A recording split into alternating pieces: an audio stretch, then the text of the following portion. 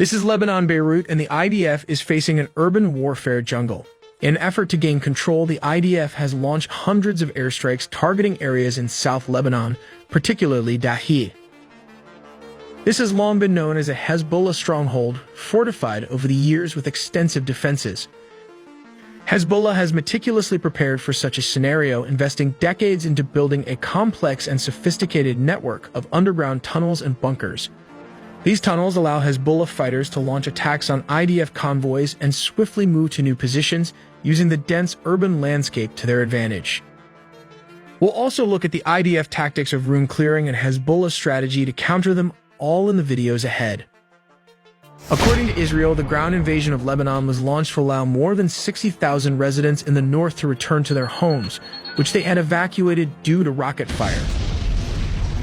To achieve the return of its civilians, the Israel Defense Forces aimed to create a buffer zone throughout southern Lebanon.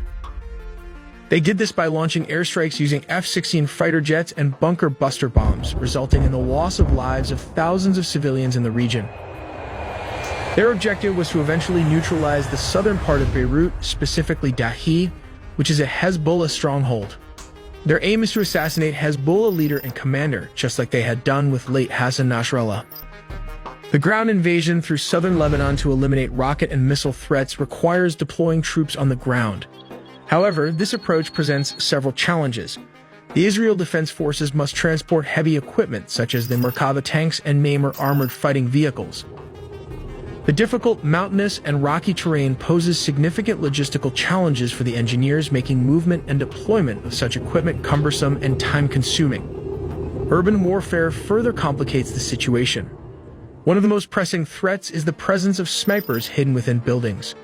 Even a small number of snipers can halt the advance of an entire squad, creating a psychological barrier and instilling fear among the soldiers, effectively disrupting their movement and combat effectiveness.